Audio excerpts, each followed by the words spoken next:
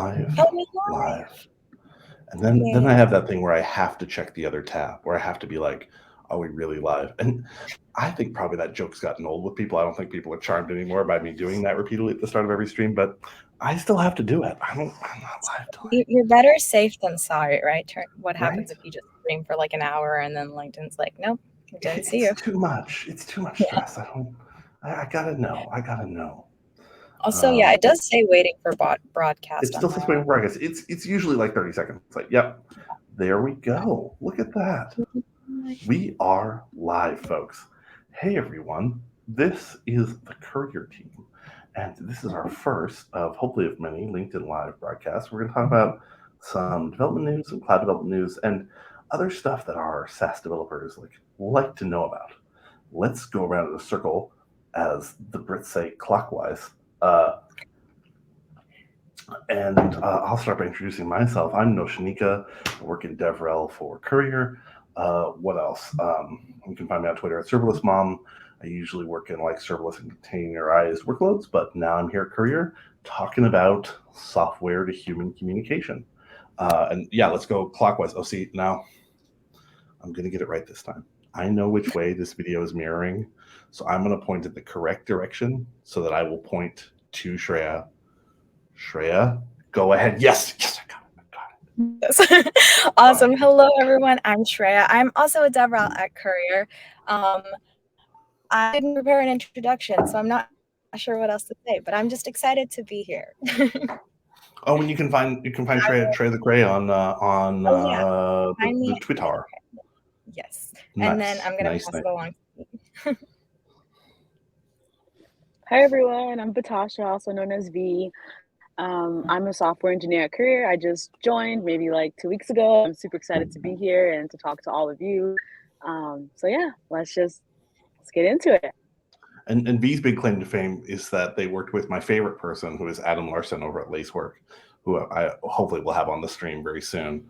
But yeah, so I'm super excited that we're all together. This is a very good vibe for our first stream, and I picked a couple of like recent stories that stood out to me. The first one is like the most like the thing that got me kind of the most interested as a Courier person, since the whole thing with Courier is making a really easy service to send these kind of notifications around within from your software to your people. So that's SMS, email, in-app notifications, Slack, all these forms of communication. And there was this thread on Hacker News that asked about an SMS UI, where it's like, are there applications where the main UI is via text message? And I really liked this story. It was interesting because it was like oddly ahistorical. They're like, hey, has anyone ever done this? Because I'm going to be in a context where SMSs are like the best way to get in touch with people. But yeah, V, did you get a chance to check this out, or have you ever worked with something where you're communicating mainly via SMS with your users? No, I've never done that. Like I'm used to communicating with my users through Slack. So it's just for me, it's a different form of SMS in a way, because I have it on my phone. I'm getting the messages instantaneously as we're communicating. So for me, I've always done it through Slack, but I do think that is a really interesting idea. And I think that moves you closer to your customers in a way, because you give them that direct feedback as quickly as you can. So I think it's very intriguing. Yeah. I as well am have mainly been familiar with this. As like, I usually start with the Slack message where it's like, hey, I want to show you all this. I want to get in touch with you about this. And I usually start by dropping the stuff in Slack. Obviously, that's like the way as a developer. It's usually pretty easy to like test that your notifications are working and get a sense of it. I think one of the differences when you're working in a space where probably everybody does have Slack on their phone and has a nice data connection is that often with Slack, it is okay to be like super noisy, right? Like, I was working on the system that's like this machine learning system to find anomalies. I'm like, yeah, it spits out, 500 messages a day, but you just have it in some muted Slack channel, right? You're not like reading every single one. But with SMS, there's probably like pretty different standards. Shreya, have you ever had like an app or something that's just sending you like way too many notifications? Oh, all the time. I feel like any application that doesn't have any preferences built in does that fully. I will also say, like, something interesting in this specific Hacker News discussion was how they were talking a lot about accessibility. Do you have any thoughts on like how an SMS based UI could be more accessible? Right. And then, I mean, like, I would think, like, normally sending a bunch of SMS is actually, like, relatively a high accessibility experience. So I dealt with some visual impairment last year or year before last, doesn't matter the story. And, you know, SMS messages I could zoom in, see in this really, really high, you know, font size and read really easily. Whereas even something that I sort of thought would be nice and scalable, like an in-app thing from Uber, I remember at the time, and this is not to call it, this is years ago, so I'm sure that, you know, UI's changed, but it was like everything could be zoomed in on an Uber notification except for the license plate that I was looking for. So like I'm trying to get a car and it's like, you know, giant letters like your car is arriving now, license plate. And I'm like, oh, that's rough. That's the rough. one piece of information that you actually need. Yeah. That I actually would like to have right now. Yeah. But yeah, so one of the other comments that I picked out is that a bunch of applications that we now think of as very like web-based started out as having an SMS UI, a pretty significant one. So Facebook and for sure Twitter, which began with a tweet size that could be delivered via SMS. And I don't think any of us were really around early enough to be like, I'm going to post a tweet via text message. I don't. Did either of y'all ever do that? Post a tweet via text. No, I don't I think so. like I believe, like, you know, for a couple of years I like had a Twitter account that I wasn't using like early on in Twitter, and it did tell you, it was like, hey, by the way, if you text this number, you'll tweet that text. I think Okay. one thing is, I just wanted to like quickly, if I'm like speaking with a delay, it's fault.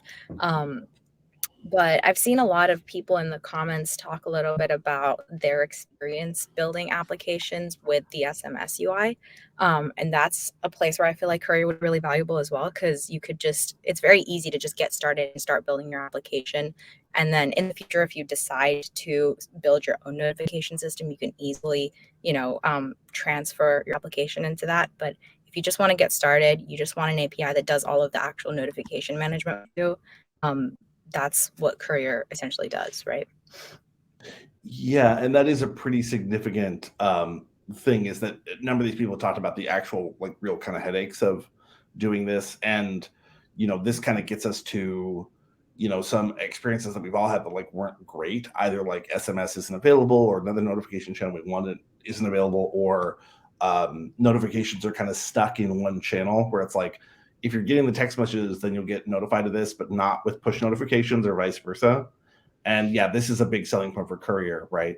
Where you're able to just say, hey, here's, you know, we have a list of who we want to contact, of how we want to contact people in order of preference. But if we don't have that contact method, you can send it to this other one. V, I know you like just got on. Have you gotten a chance to like try out Courier at all for yourself, and try out the, you know, just like sending your first few notifications?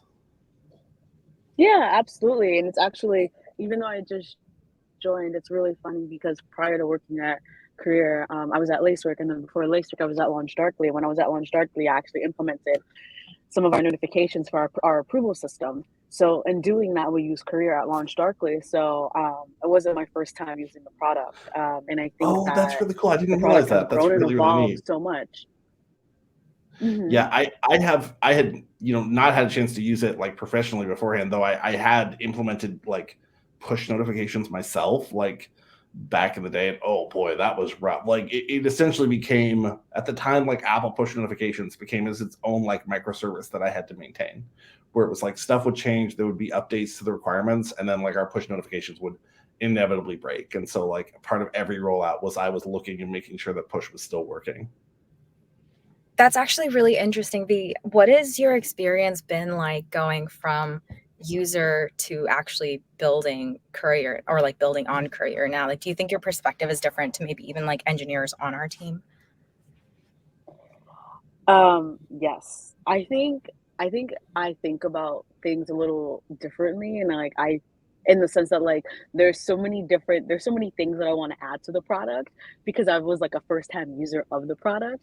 Whereas like I don't know if I would have a surplus of ideas if I just never used it before. So I'm like, oh, well, have we, can we schedule sending a message? And I always like thought about that. It's like now you can actually schedule sending a message with Courier through our automations. You can Oh, delay you when you can? send the message. Yes, absolutely. Cool. So you could do that through automations. And then I've always been like, well, what's going to happen if like someone wants to contact me through email, but my preference is only SMS? Well, you can specify that in the preferences API. So that way you can respect users' preferences. So I've had all these different ideas, and like it's really funny to see that all of my ideas are lined up with exactly what's happening in the product. Mhm. So I think that that's just like really interesting, and I think that we're right on track because everything I'm thinking of is like, yep, it's coming, or it's like we've already done it. So That's the best for me, feeling that's when you really come into a exciting. shop and it's like, hey, yes, good. In fact, we're thinking about that already. Like that's fantastic. Hmm. The worst I ever had was I came home and I was like, hey, we should do all this stuff with automated testing, and they were like, oh yeah, we should, but we never will. It's like, oh, that's not a good sign. Yeah. I think Yeah, the Yeah. great that was thing about it bad. too is because you can then like prioritize. You can say like I've used this application before. I know what's more important, even if we have like different alignments and everything. So that's great. Yeah, I'm sure I'll tell this Exactly. many times on the stream, especially as the audience grows. But I had this experience years ago where I was implementing the like voicemail system. I probably told this on our last stream, Shreya. Whereas like I was implementing our like voicemail and voice routing system, and it's all this complexity and all this thing of routing calls and conference calling and voicemailing and stuff. And I genuinely did not know if customers ever called us like our website. I was like, don't they just use the website? Like, what is this call system for? And then I discovered like at a company picnic, someone told us like, no, most of our sales come through the phone. Like at the time, like people look on the online catalog, but then our phone number is really big on the page, and then they just call to actually buy. And I had no idea that I was working on like the main conduit for all revenue for the company. But yeah, that was it's a little tough to be that divorced from the actual business needs of the software. That's always a little bit tough.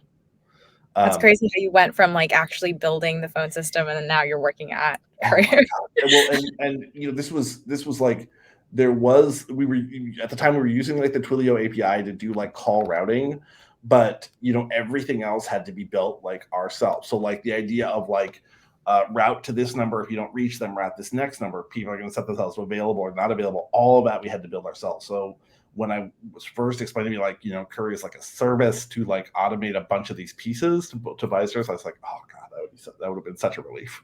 Like this is so hard to build on its own. So speaking of over notifications, I just want to introduce a segment called Nica's Irrational Grudges. For Monday.com, I just want to mention that Monday.com has absolutely no notification preferences whatsoever. You can have it not notify you at all, or if you want to turn notifications on to tell you things like, hey, your manager rejected your edits to this thing, or this is what needs to happen next, that then Monday.com will email you on Saturday morning and Sunday morning to say, here's your pending work that you need to work on today. Oh, God, These many tickets are in red. I would just break my laptop and be like, no. There's no way to turn it off. Oh my God. Oh, I hate it so much. That's an instant unsubscribe for me. Literally unsubscribe. Yeah. Well, like I really understand, because I always used to say, like, if you feel like you hate Jira, what you hate is your job. You hate your job and your team, right? Like I hate Jira because people are always like making comments and they're not actionable. Like it's not the software, darling. Like it's not the software's fault. But so I didn't really think that a task tracking software could be like the source of a problem. But oh boy, I was wrong. Monday.com. I'm sorry I said it so many times. I'm sure that it is a cool tool for a lot of people, but it was just my experience that it was not great. Yeah. Hello. Thanks for saying hi. Thanks for logging in. Okay, next story. Let's look at this next thing, which I totally remember what it was and what we were talking about and why. That's right. Monorepo architecture. Don't say it too fast because it loses all meaning. Here's the link to the story, to Felix Mulder's blog. V, do you want to take the toss and try and help us define like what is monorepo architecture? Is a term you've heard? You've worked with monorepos before? Or?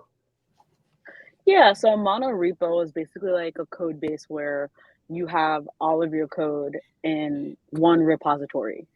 And it doesn't mean that you don't have separation of responsibilities, but it just means that everything resides in one giant repo. So you can still have separate services and you can still do microservice architecture with the mono repo. And I feel like that's often a big confusion for people. They're like, oh, well, we have microservices, so we can't use mono repo. And I mean, those two are not related.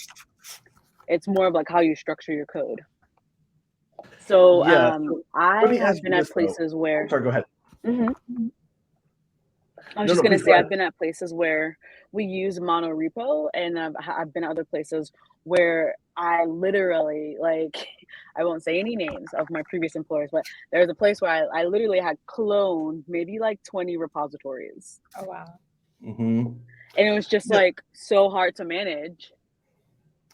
Yeah, so I have like one question, and it feels silly, but this is sort of my level of understanding. It's like when someone says, "Oh, we do a mono repo here," and by the way, Shreya, when you drop these links, you're just dropping them into private chat. I'm dropping them into the. Thank you. Oh, I really appreciate it. Thank you. It almost sounds like someone when they say like, "Oh, this is the world's largest island." Like it's like, aren't you the one making up this dividing line? Like. How meaningful is a distinction between like, hey, we have a bunch of different repositories in GitHub, and hey, we have one repository which has a bunch of subdivisions. Like, how does that distinction work out? Like, is it really that like people on day one when they clone to get started, when they pull to get started, they're really grabbing like every bit of code used within the org? Is that really the nature of the distinction?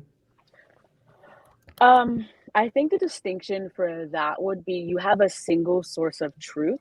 So you have all of your code in one place where it's like, and it's easier for you to sort of like parse through that code and understand what's happening rather than you having to do this context switch between like, oh, well, let's use an example. Like say we have a repository called like, I don't even know, like notifications or messages or something.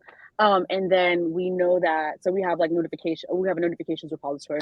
With the notifications, we can basically say we have messages, we have all different kinds of messages, whatever. I would have to go ahead and then look at the messages repository after looking at all the dependencies it has to the notifications repository, basically trying and glue everything together in my head. Whereas like, if I have a monorepo, I have that single source of truth. I know where everything lives.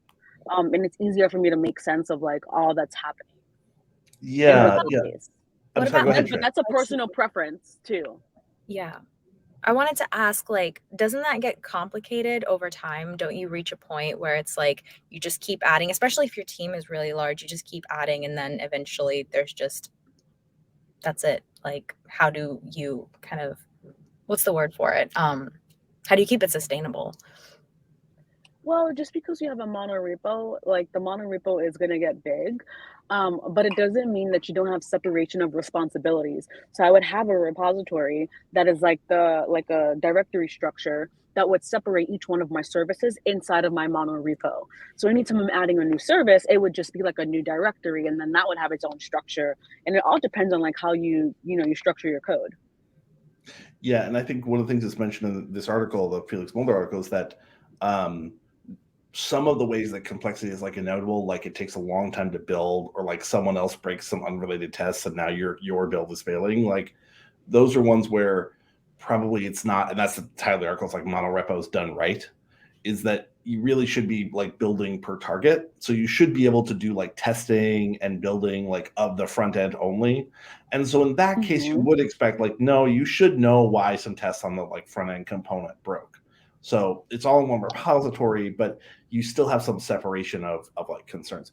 But admittedly, like that is trickier. A lot of tools are sort of built around, when you're done working with this, when you're done working with this repository for the afternoon, you'll commit your changes. Then we'll test the whole repository all at once. We'll look for like pulls and we'll look like pushes on the repository, and we'll see, oh, we had an update, so we'll go ahead and run the tests on the whole system. Yeah, that's true. I mean, it all it all comes down to like your own personal philosophy sometimes, and like how you're testing things. Like, are you writing unit tests? Are you writing integration tests? And what do your integration tests look like? If you're making a change to a service instead of a monorepo, are you testing it end to end? Mhm. So those Yeah. are the sort of things you need to ask yourself. And I don't think that that has anything to do with a monorepo. I think that has to do with like your testing philosophy. Yeah, and that does kind of occur to me, is that like, when someone says, "Oh, I really don't like this monorepo because other people can break our tests," and it's like, "Oh, but then those failures should be safely ignored," and it's like, yeah, let's talk about what your testing philosophy is here. Like, if you're repeatedly in a situation where like, "Oh yeah, I see a bunch of failing tests, but I don't think those are related to what I did, and so I'm going to safely ignore them," like that may be a bigger problem than which architecture you chose. Exactly. So yeah, I really like this article. It was not like highly opinionated. One of the things I've seen a little bit too much of recently is like um, trying to find some kind of architecture as if it's going to solve every problem, right? When in fact all of these things are just like tools in the toolbox, right? Like some of these articles I read, and they look like they're saying, "Hey, the cordless electric drill is the one tool you need to build everything." And it's like, I'm pretty sure sometimes other stuff like a hammer would be good, right? Like, But there's some people that's good for, but majority might not work. yeah, I saw this one like against microservices, and it started with a statement that's totally just true, which is microservices don't fix every problem, right? But then it came to like, no, a more monolithic structure is kind of better for everyone. It's like, no, I know that's not true. That's not true. And I think one thing that is really interesting, and one thing that I learned, like being in the DevOps space, I've worked with Terraform quite a bit. And when you're working with Terraform, you have this like main TF file. So you want to go ahead and provision some resources using Terraform, and HashiCorp's like HCL programming language. So in doing that though, there's the structure of like whether or not you want to split that up into separate directories and have separate main TF files, or whether you want it all in one big giant file. If you have everything in one big giant Terraform like main.tf file, it's going to take an incredible amount of time to deploy all of that. So it really depends on your use case. Now, if you want to do a one and done, you're good, then sure, go for it. But if you need something that's going to be quick and you want to modularize things, then having everything in an entire main.tf file isn't going to work. So something like a monorepo for your Terraform resources may not be what you want. Yeah, and actually it's funny because I thought that when we were talking about monorepos, I thought we would get into this earlier. Speaking of Terraform, is like I think of as like proper monorepo builds these days. It's like including like infrastructure as code, and including like not just, hey, all of our code is in one place, but also like all of our infra config is also in that same repository. That seems pretty major these days. And yeah, like the Terraform structuring thing is like a tiny version of this in general, where if you have one huge Terraform file, you end up doing quite a lot of work to synchronize state, and the build times can get super long, right? So Yeah, but I Sorry, want go ahead. to. Yeah, sorry, I didn't mean to cut you off, Nica. But like what I No, go right wanted to ahead. say, and what I don't want people to be confused about, is that it also ties back to how you structure your code. That is literally going to be fundamental. Just because I have everything in one main.tf file, like I could have subdirectories, and I can build just that main TF file, right? So it's all about structure. And it doesn't mean that like monorepos wouldn't solve, like it does. I'm not making a blanket statement that says like monorepos don't work for Terraform because build Yeah. times increase. Absolutely not. Like it really depends on the structure of things. Yeah, and how you modularize your code is a huge part of that. Yeah, and in fact, like simple questions like, hey, how do you do like your Terraform files for separate environments? Do you have nice, clean like environment variables for these different builds? It's just going to make sense if you're a lot of this, frankly, is like what your acumen is up to, like how well you understand these tools. And Terraform's like a very serious professionals tool. So yeah, I think it's worth. Wait, can this really be true that Google has a monorepo? Oh, I hope not. I hope that Google Meet and their failed Second Life project aren't both in one repo. That would be hilarious. It'd be good. It'd be fun though. I don't know. I think I don't see any issue with that if they have a monorepo. Like they could still have a directory structure that lists out all the different services. Yeah. So Yeah, I mean, it's not that unreasonable, although I do think like you would start to get to the point of like, oh, how big is your hard drive if you want to pull this whole thing? oh yeah, I mean that's another thing. That's a whole nother thing to take into account, right? Like you're onboarding a new engineer and I don't know, maybe they're in a place that has like low bandwidth and they're trying to clone the entire repository. It may take them 2-3 hours, and every single time somebody makes a change, you have to think about how these things impact your like developer productivity. Yeah. And like it very well could be bad for it.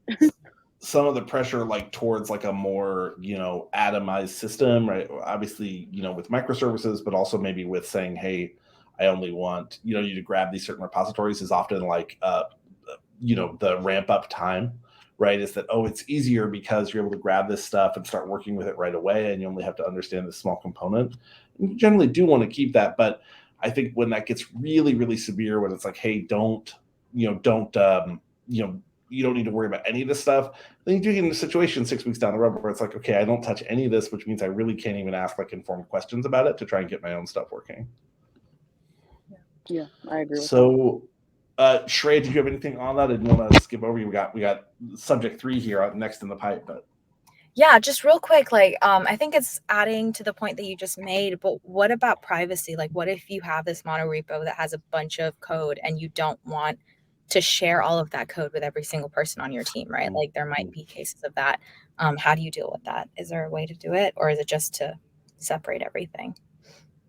I don't understand why you would be an engineering organization with secrets like that. As an engineer, I should be able to go in and look at all other parts of the code. Now, you can have things in place that don't allow me to commit to that code. Maybe I'm not a code owner or something like that, but I think that transparency in an organization is incredibly important.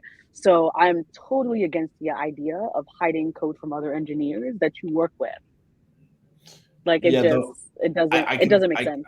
The only thing I can think of as an example where that could make sense is people who do like gaming systems and stuff, where maybe they have like a web team, they have multiple teams, and like the actual specifics of how their like gambling system is coded, they're like, no, I really need to limit the number of people who look at that code, because there shouldn't be keys and stuff. There shouldn't be like, hey, here's our wallet ID, here's our Stripe, key. Those shouldn't be in the repository. So I think the only reason I can think of that like kind of would make sense to me is, like, hey, our slot machines are coded to work exactly like this is how they generate random numbers, is like that. Maybe you could say like, hey, I can't, even our little team, I can only have a certain number of people who like have seen this. But yeah, I have seen places that have that requirements in general, even getting like really high security clearance and confidence clearance. It really should be more about like secrets shouldn't be in your code at all, rather than like, oh, only certain people should be able to see how this code works. But yeah, I agree with that. Yeah, it definitely comes in as a question. If you're curious, actually, there was a case about 3 years ago where somebody had access to a bunch of a gaming company's code and was able to write something based on its RNG to say, okay, if you hit right at this timing, it will be a win. So he was able to figure out that a certain company was generating their random numbers based on the input time of the user. And on a certain old system, this was not by like, picosecond or something. It was just like by like millisecond. So it was possible. This guy wrote an app that a few people got caught using that like flashed green, and you were supposed to hit your bet button like right at that moment. Wow. And it was like more likely to pay out on a like a slot machine system. But yeah, that's the only one that I know about where it was really like, I guess maybe that one. Everything else, no, it shouldn't work like that. Even if you do, even if you're committing a really big fraud on the American people, like the Domino's pizza tracker, which we all know is a timer. Domino's, don't mess with us. Okay, we know that that's just counting down for 30 minutes. I know that Steve didn't put my pizza in the oven right now. It gives me hope when I see it, though. I believe it. Yeah, I will say, actually, believe like, it. when they first put out the pizza tracker, it was just a timer. They have now updated it, and that's not the case. Yeah, just imagine someone like putting it in, taking it out. Humorously, my local like Domino's, there's clearly like management has been like, we cannot have stuff waiting to get delivered. So they're clearly like they're like goosing the numbers by like not swiping it as like done or preparing or something until like the last second to reduce that number. There's like a classic case of that where like a socialist hospital system was like, we need to have fewer people waiting in the hospital.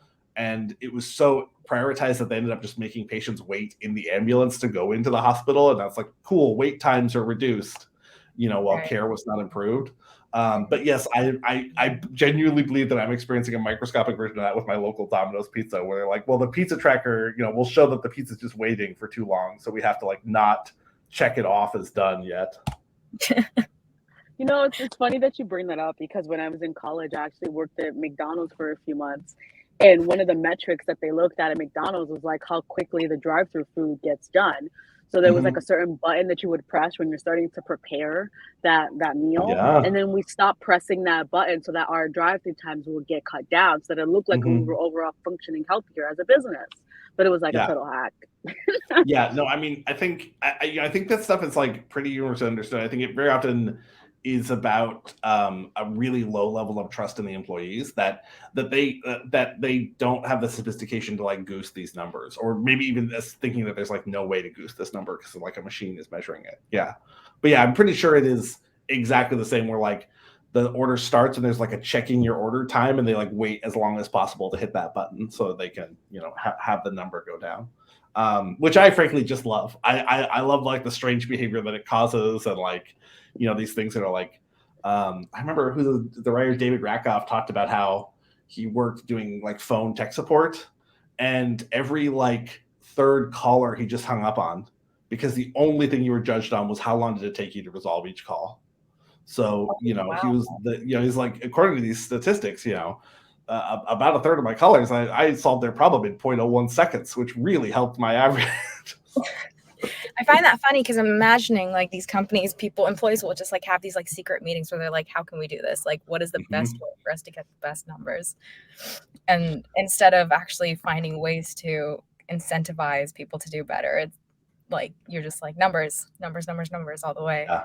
And there's actually a huge thing with this of like, while micromanaging is like a dirty word, in fact, at high levels, very often people are quite proud of micromanagement. They're quite proud of how like closely they look at numbers. And I just saw a thing from AWS today, very proudly. It was like a human resources person talking about, it's all data. It's data here. You have to present data for this stuff. And I'm like, yeah, I understand the emphasis, but I think that this indicates a lack of trust. And so by comparison, Reed Hastings and stuff at Netflix have talked a lot about how by telling people to act in the best interest of the team and asking them to explain their choices like post hoc, that's a lot more powerful than being like, oh, I want this one number to go up, I want this number to increase. Speaking of which, our third story, which is almost a viewable URL, so you can look at it here from Martin Fowler, is talking about bottlenecks and tech debt. And you've been our like expert on the last two subjects. Guess what? You get to be again. I think you sent me a link to a talk, which is not loaded for right now, but we'll drop it in the show notes on tech debt and on this experience of tech debt. So let's start by just defining what does this term tech debt mean? Tech debt is a loaded term, I find. But I would think about it as anything that slows your team down. Period. Anything that gets in your team's ability to like move quickly or more seamlessly. Consider that tech debt. So you can think about like old historic code as tech debt, or some people even like to think about like, I don't know, like I used to work at Launch Directly, so we also think about like old stale flags that you haven't cleaned up. Like that could be considered like some tech debt. Or like think about, I remember like, starting on a team. Oh, sorry, go ahead. No, go ahead. Oh, I remember starting on a team where I was looking through the DB and the like street address, 211 Fake Street for each user was listed in 3 different columns for everyone. And in all of the thousands of records that I could see, it was always like the same or very similar, these 3 listings. And I I never had anyone be able to tell me like, why is this in? I knew that there was some sort of story. Then it was like, oh, well, for some of these, the apartment number is separate. For some of them, it's not, or something. Or at some point, we decided we needed a separate version, so we added a column. But again, 3 times. So when I was tasked with sending mail to people, it was just impossible for me to know like which was the right one to use, which one was going to consistently get mail delivered. Anyway, I'm sorry. Go ahead. So defining tech debt. So, yep, that is exactly what you would call tech debt. And think about that one piece of code where like everyone is like hot potatoes it, and they're like not it. That's tech debt. Like that right there, like that piece of code that you don't want to work on because it's difficult, because you don't have that context, because it's like tribal knowledge. You can also consider that tech debt. Yeah, I remember not the same job. There was a SQL query that told you how many nights a stay was. So it had 2 dates in there, and it told you how many nights that stay was. Oh, doesn't that sound simple, folks? Folks, doesn't that sound simple? But SQL doesn't have date math. It doesn't have an inbuilt way to say this date minus this date is how many days.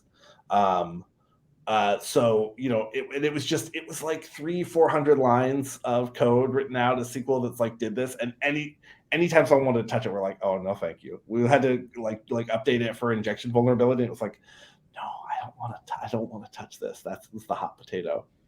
Yeah. Just to clarify, tech debt, is it always related to code and like your code base and how that's written or how that works? Yeah, I don't think No, it could also be a process. Okay. It could be like your engineering process as well. So say, think about it this way. Say it takes us 5 hours to get a deploy out. Mhm. Tech debt. We can't move as quickly as we would like to because our deploys take too long. That is not the case at Courier, thankfully. But I'm just saying that's an example. Like anything like that sort of gets in your way of moving more quickly, I would consider that tech debt. What are like the most? I'm sorry, go ahead. What are the most common forms of tech debt that you've seen in the companies that you've worked at? Old code. Okay. So old code, the deployment pipeline and the entire deployment process in general. Git flow, like how people use GitHub in general, and their whole Git flow could be a point of like contention for some people. So that could be some tech debt. Yeah, those are the top 2 that come to my mind. Right. Yeah, definitely like old code that no one wants to touch, and so like maybe we write new systems on top of it rather than touching it. Like we re-implement something because we don't want to mess with what's already there, or we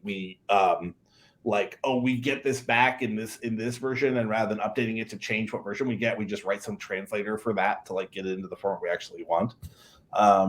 And then the other one I think that is really big is like CI/CD debt, right? Is just to say like, oh, it takes us 5 hours to get code out. Is like, oh, those tests always break. Like pretty common, I think, is like, how many tests failed in that one? 537. Oh, that's exactly the same number as always fail. Perfect. Let's go ahead and let's ship it. Where like if the number goes up, it's like, right? I must have broken some new stuff. Got to fix that. But like those 537, I mean, that's almost exactly tech debt, right? Is like, hey, those are the problems. Those are the problems that we just are never going to fix. They're just going to hang around forever. What are I'm sorry, go ahead. What are some efficient ways to go about either like preventing it from happening or like solving it that you've seen? Yeah. I think first and foremost, you need to always bake in tech debt into your cycles. So when I was, and this is something that I really admire about LaunchDarkly, when I was there, we had something called Keeping the Lights On, or KTLO work.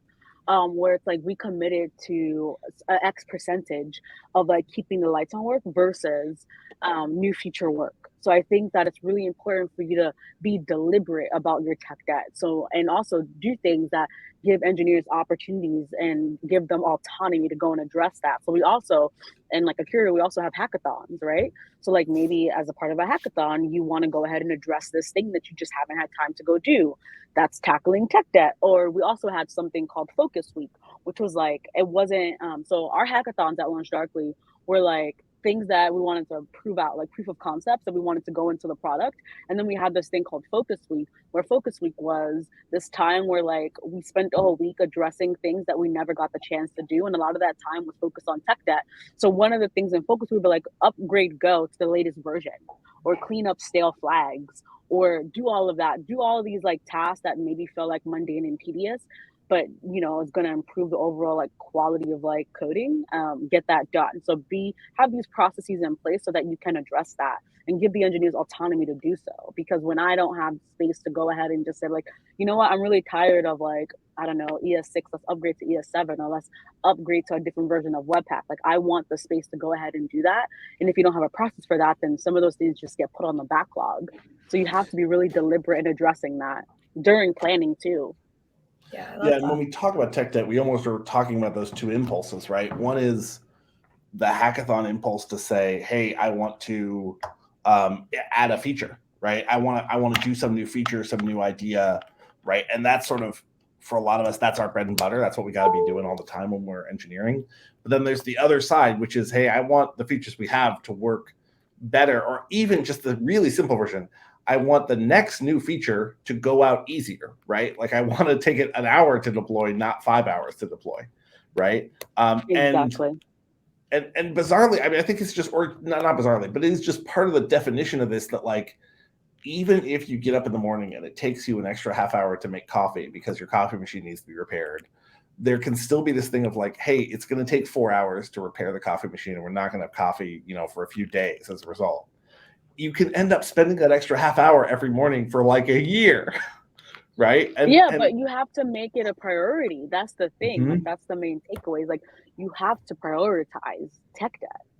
Like, because it impacts the overall health of the engineering team and like the overall productivity. Like nobody wants to come into work where like they're drowning in tech debt. And I've literally been a part of companies where like there was so much tech debt that I was just like, I don't even know how to write a simple test case right now because we don't have any testing infrastructure and the tech debt is too high. Like things that are easy and simple to do become 10 times harder when you have tech debt. Yeah, and I'll tell you something that was missing from this piece. You know, I know Martin knows about it, so it wasn't sort of outside the scope. Is that one of the real big causes of tech debt is a lack of trust from like an exec level down to the engineering level. So they're saying, hey, I need this extra time to work on a thing that's not going to improve the product at all. It's not going to improve response time. It's not going to improve any of our metrics, but it is necessary. It'll make everything else work better.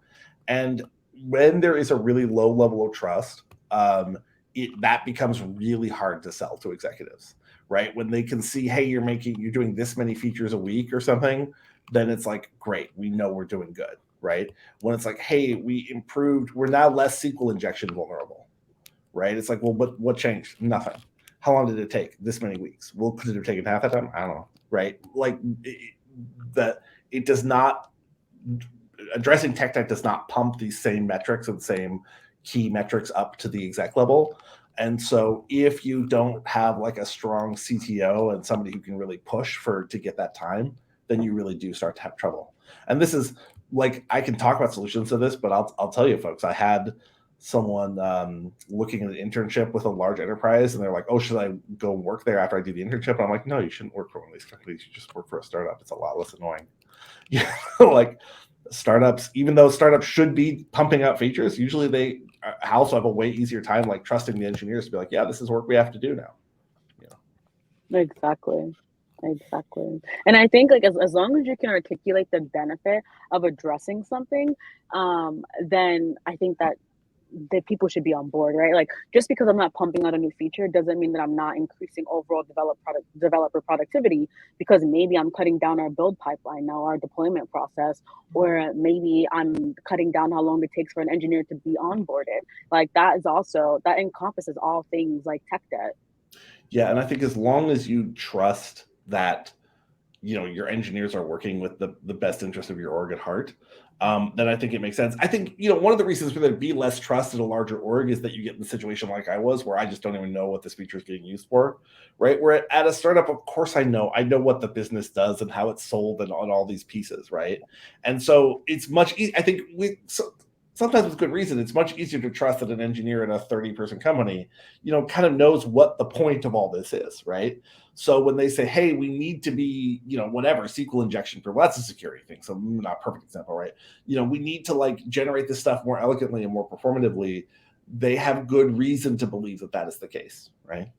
And it's funny because tech debt is in some ways is a necessary part of the process, because the other thing is the dreaded pre-optimization, right? The other danger is like, exactly. hey, I wrote this feature, but it needs to be more performative and work better. And once we get 1 million requests an hour, it's not going to work good. So I have to rewrite it. It's like, hey, right now we get 4 requests an hour. So let's just let that be tech debt. Let's just let that wait in the backlog. B, sorry, you're pointing that out.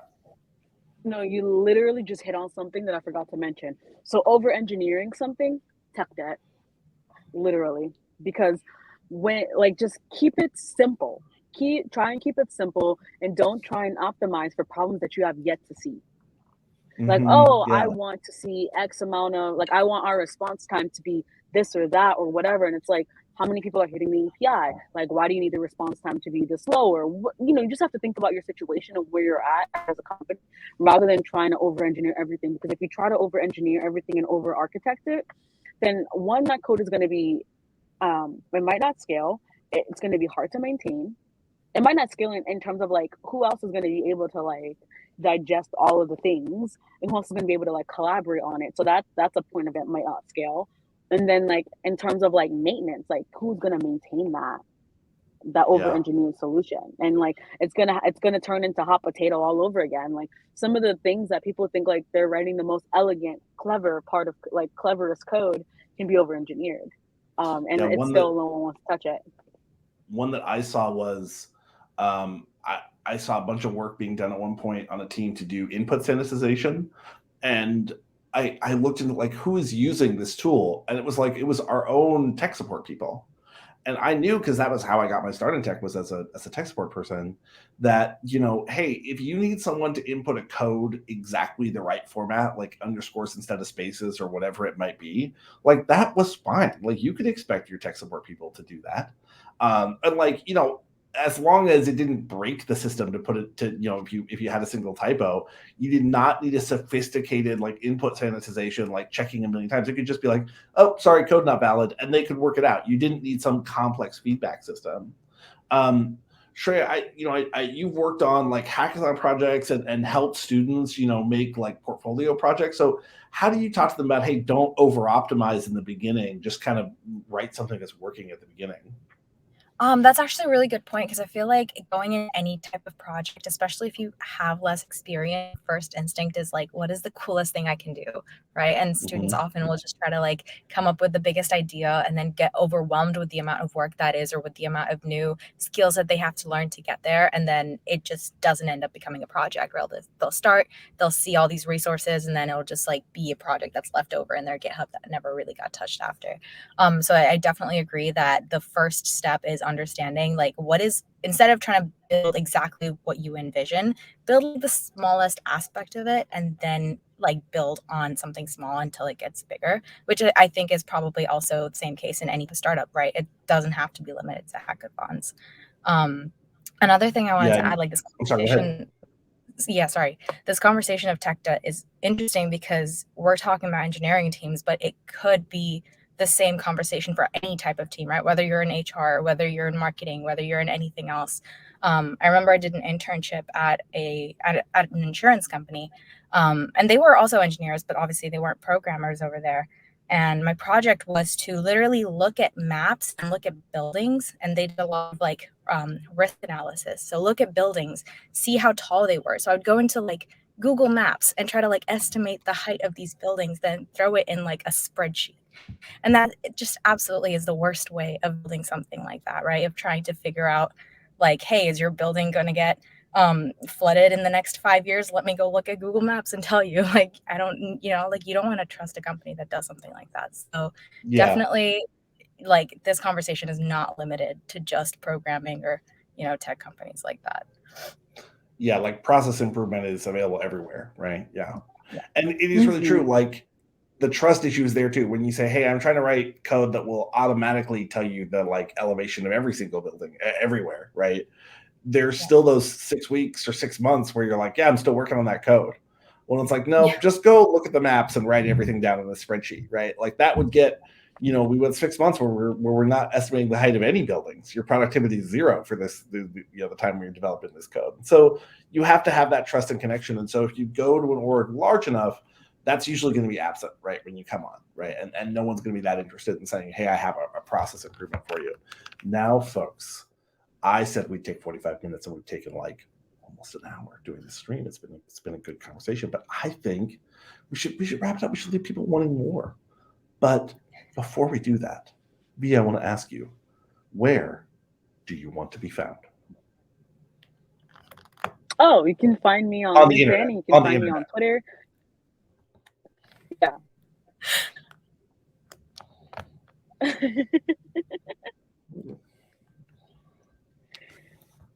can find you on Twitter, VBot. Find you on Twitch.